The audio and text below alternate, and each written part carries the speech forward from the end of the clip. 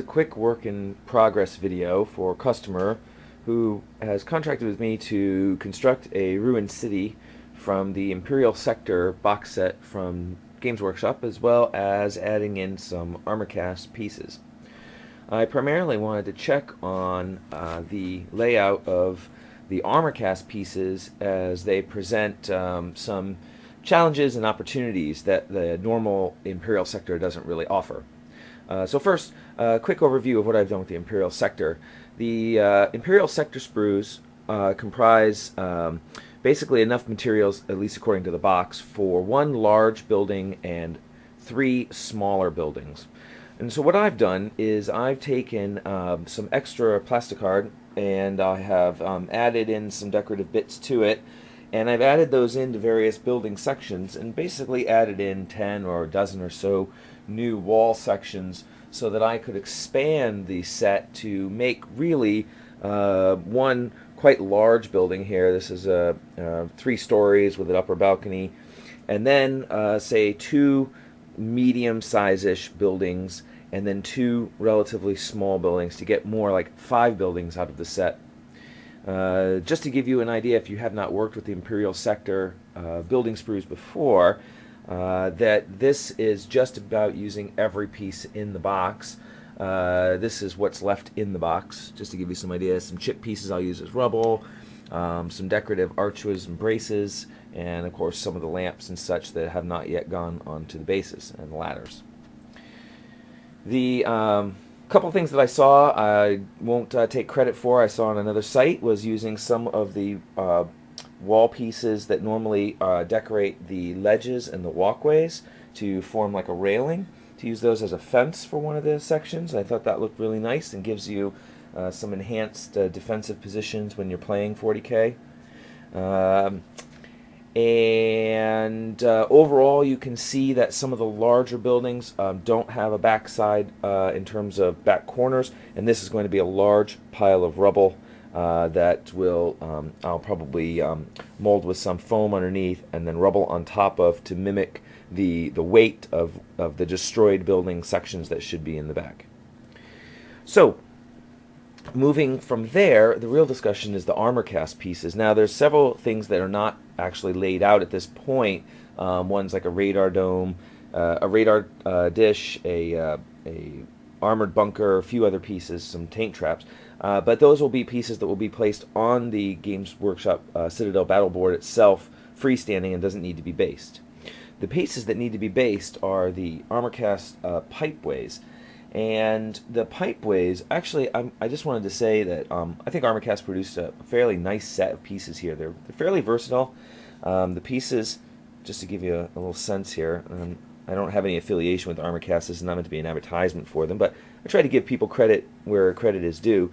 They're well cast, they're relatively clean cast, a couple flashing, but overall the molds they're using are in good shape, so there's not a lot of deterioration in the casts, at least as of these purchases.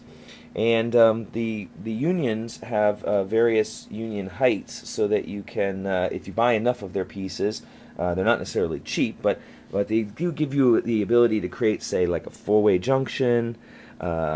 They give you some ruined ends so you can terminate structures.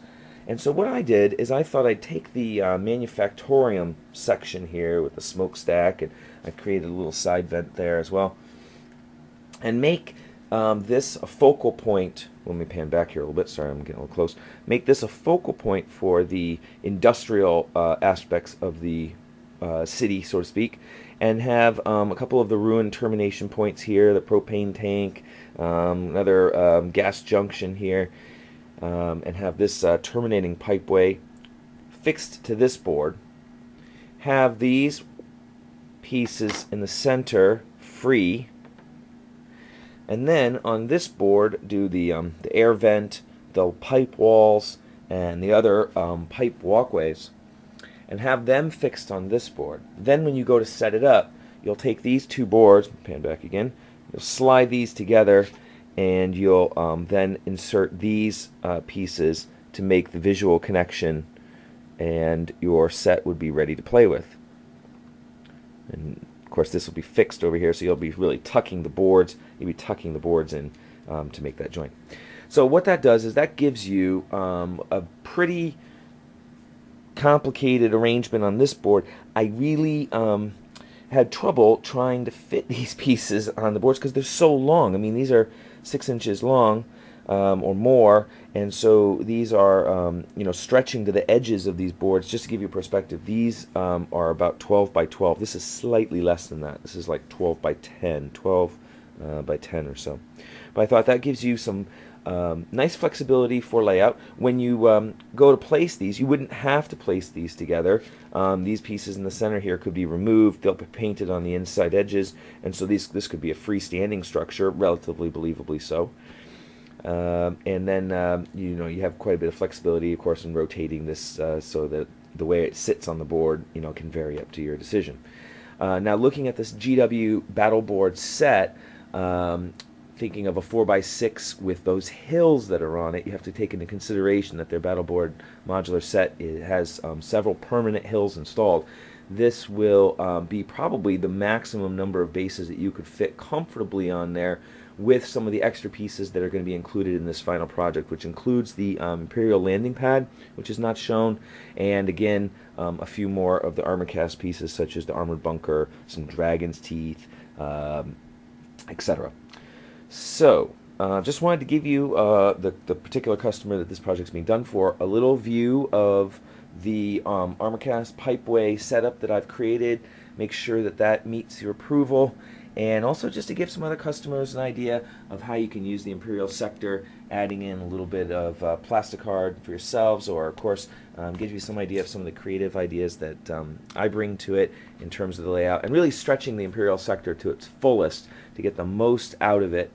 And of course, should a project like this be of interest to you, you can always visit TerranScapes.com, see the finished ruined cities that I've done, and contact me for some ideas on how we can take your Imperial Sector and push it to the edge of reality.